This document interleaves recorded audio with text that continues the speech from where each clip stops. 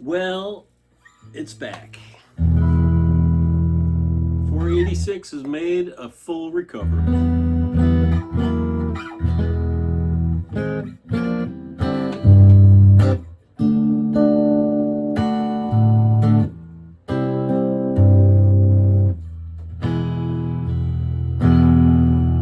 I'm glad it didn't go out the way it did and I could bring it back to life. And it's not a whole lot you can tell that's different. The main thing is that the paper on here has a bit more bamboo leaf on it than originally. The original paper was considered a more of a light version of this.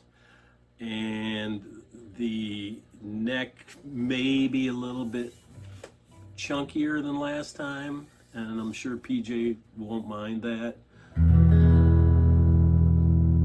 But everything went back together very well. I had to do your standard, half a day of finagling the nut and everything to get it set up, and it came together.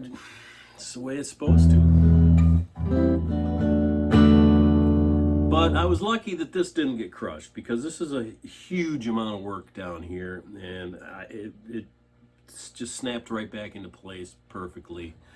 The only scar, the obvious scar, would be right here in the cutout where that crack was. That'll always be there.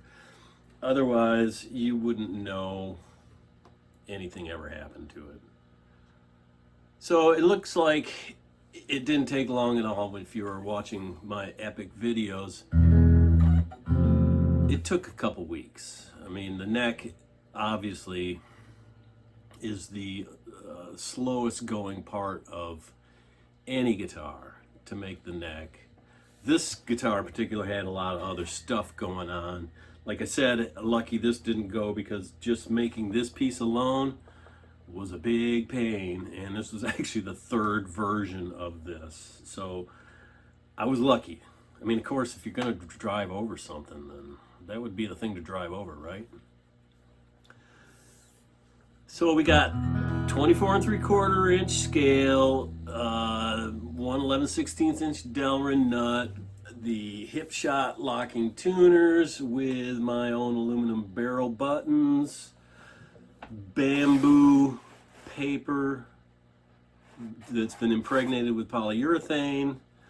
Got the oil finish on all the raw wood. This is a piece of mahogany, that's a piece of ash.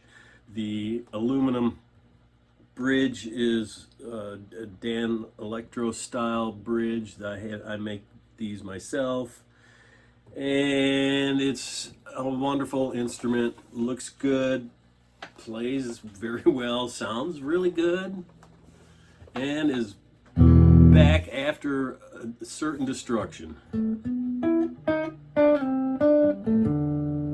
I'm a little nervous about sending it again, as you would think, but I've sent hundreds of guitars, and I've only had 3 issues, besides ones that got lost back in COVID days, but eventually showed up months later on the guy's door. Who knows where they were? But I've had 3 guitars damaged in shipping. This one that had a truck parked on it. The other 2 were in hard cases. Now, people have been giving me the spiel like, oh, you're an idiot because you don't send things in hard cases. Things break in hard cases just as much as any other way. The problem with hard cases is that they're heavy, and their own weight causes their own problem. So delivery guys don't like heavy things.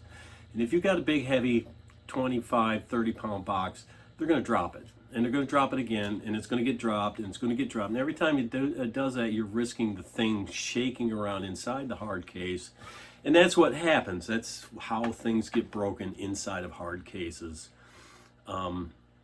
So a soft case, and anybody who, like me, who prefers to ship soft case will tell you the same story, is that if it's in the bubble wrap cocoon and it's packed tight in a box that only weighs 12, 16 pounds, it's more likely it's going to make it safely, because it's when it does get dropped, it's not going to implode on itself from its own weight, and it's less likely to get mistreated because it's not a big clunky box.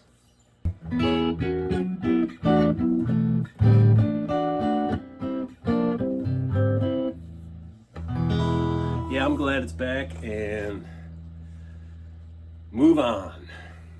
Onward.